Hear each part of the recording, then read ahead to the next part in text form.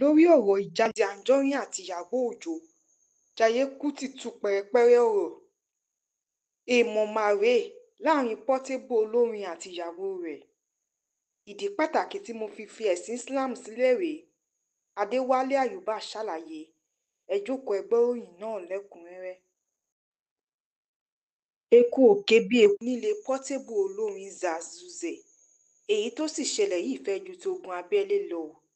Ọ̀kan lára àwọn ìyá ọmọ rẹ̀ ìyẹn Àṣàbí Simple ló gbàkọ́lé láti kìlọ̀ fún àwọn aláyọ̀nùsọ nígbà tí ọkọ ẹ̀ bá gbàwòrán Bẹ́wàjí sórí ìkànnì rẹ̀. Ní Portable bá fàbínú yọ, ó sì sọ kògbákùgbọ́ ọ̀rọ̀ s'Àṣàbí Simple tó sì ní kó má rí ìyàwó òun Bẹ́wàjí fín nítorí obìnrin náà ló wà pẹ̀lú òun nígbà tí kò sí kankan. Obìnrin náà kò sì tó Àṣàbí. Portable sọ pé Àṣàbí ò mọre, ó sì máa ń gbóhùn lẹ́nu. Èyí tó yẹ pé Bẹ́wàjí mọre tó sì máa dúpẹ́ lọ́wọ́ òun lóhun gbogbo ohun tóun bá ṣe fún un. Portable fẹ̀sùn kan Àṣàbí wípé òun ló lé Queen Dami, ọ̀kan lára ìyàwó Aláàfin tó wájà tí Portable fẹ́, òun ló lé lọ, àti wípé Àṣàbí fẹ́ lé Bẹ́wàjí ìyàwó òun kúrò nílé, Ọlọ́run náà jẹ́ kí Bẹ́wàjí kó kúrò nílé, tó sì sọ àwọn àṣírí àwọn àlè òun fún un. Portable sọ pé Àṣàbí kò jẹ́ nǹkan kan, orúkọ òun tó ń lò ló fi lókìkí. Èyí tí Àṣàbí fi dá lóhùn pé orúkọ Portable máa ń mú ìtìjú bá òun, ó sì tẹ́ òun lóhùn kí wọ́n máa pè òun ní Àṣàbí Simple ju orúkọ Portable lọ. Àwọn kògbákùgbọ́ ọ̀rọ̀ ni Portable sọ s'Àṣàbí tó sì ṣe àwo orin fún un láti sọ àwọn òkò ọ̀rọ̀ sí. Gbogbo eléyìí làwọn èèyàn rí tí wọ́n fi sọ pé ìyá Àṣàbí dà, ṣ'Àṣàbí ò lẹ́bí ni tàbí ẹni tó lè bá sọ̀rọ̀ àti wípé Portable ò nífẹ̀ẹ́ rẹ̀, tó bá nífẹ̀ẹ́ rẹ̀ ni kò ní máa dójú tì tàbí yẹ̀yẹ́ rẹ̀ lórí ẹ̀rọ ayélujára. Ṣùgbọ́n Àṣàbí ti sọ pé àfi dandan lá Portable lòun máa bá lọ. Gbajúgbajà olórin Adéwálé Àyùbá ti sọ ìdí pàtàkì tó fi ẹ̀sìn Islam sílẹ̀ tó sì di onígbàgbọ́. Èyí tọ́kùnrin náà ṣàlàyé pé ìpinnu òun leléyìí kò kí ń ṣe ìyàwó òun tàbí ẹnikẹ́ni ló kan nípá fún òun. Ó ní àìpé èdè Arabic jẹ́ ìdènà fún òun láti sopọ̀ pẹ̀lú ẹ̀mí. Èdè Arabic kò sì yé òun pẹ̀lú. Ṣùgbọ́n tóun bá ka Bíbélì ó máa ń yé òun yékéyéké. Tóun sì lè ka Bíbélì náà lédè abínibí òun. Ọkùnrin olórin náà ní òun bọ̀wọ̀ fún ẹ̀sìn Islam àti pé kálukú ló ní ẹ̀tọ́ láti tẹ̀lé ẹ̀sìn tó bá wùn. Tóun sì ní àjọṣepọ̀ tó dán mọ́rán pẹ̀lú àwọn ẹbí òun tó jẹ́ Mùsùlùmí. Lórí ọ̀rọ̀ ìjà Lizzy Anjorin àti Ìyábọ̀ Òjó, Jayé Kútì tú pẹ̀rẹ̀pẹ̀rẹ̀ ọ̀rọ̀ èèmọ̀ mà rèé láàrin Portable olórin àti ìyàwó rẹ̀. Ìdí pàtàkì tí mo fi ẹ̀sìn Islam sílẹ̀ rèé, Adéwálé Àyùbá ṣàlàyé. Ẹ jókòó ẹ gbọ́ ìròyìn náà lẹ́kùnrẹ́rẹ́. I talk in parables, and you don't even seem to understand.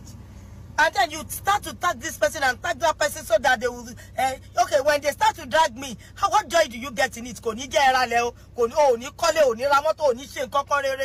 only thing you will do is that you smile in the corner of your room. That smiling in the corner of your room is not even the smile that people will see and smile with you, because you have done something bad to them and reap bountifully on the outside. Please, if any time that I say something, I am saying it for us to understand. It is parable. And you don't know. He's only one boss.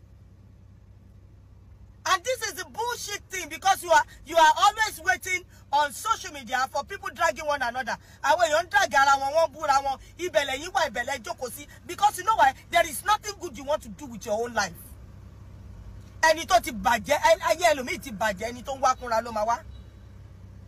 Who says I'm talking to worry, whoever, anything? You want to hear it? Àti Ìyábọ̀ Òjó, àti Lizzy Anjorin, àbúrò mi ni wọ́n gidigidi. Ẹ̀yin tí nǹkan òye ló pọ̀ jù láyé yín. Now, if you watch it, tí Lizzy bá pè mí sí máa débẹ̀, èmi Jayéọlá, bẹ́ẹ̀ ni. Mo ṣẹ̀ṣẹ̀ kúrò ní Tanzania fàkànjẹ́ àdé ni. Bẹ́ẹ̀ ni, bí tèmi ṣe rí nìyẹn. Ẹ̀yin lẹ ń bá wọn jà, ẹ̀yin lẹ ń fi gbogbo tí wọ́n ṣe lẹ fi ń ṣe entertain yín àbí. Continue, see. They are my blood. If you want to hear it, they are my fucking blood. Everybody. I am not talking to anybody. I am talking to you. You are a KBS. Stop speaking of God. If you come under my page, I will curse you. Baba, you to fair rag to fair wagbada lo kakoko. The design. When people are trying to say something, you be trying to put there is somebody who is talking to them, who is talking to who and who. Kilo come, what the fuck is wrong with you people? Don't you have ears? Don't you have reasoning? ọmọ tí ẹ̀rọ kọ́ máa yé yín other everybody tó comment kò sẹ́ni tí kìíní yẹn yé ṣá èèyàn tó ń bọ̀ ní Yaba tó kọ́kọ́ lọ sí gbogbo ayé láti Ọbalẹ́ndé ó dẹ̀ sì wá padà síbẹ̀ ṣé ẹ mọ̀ pé ti ya wèrè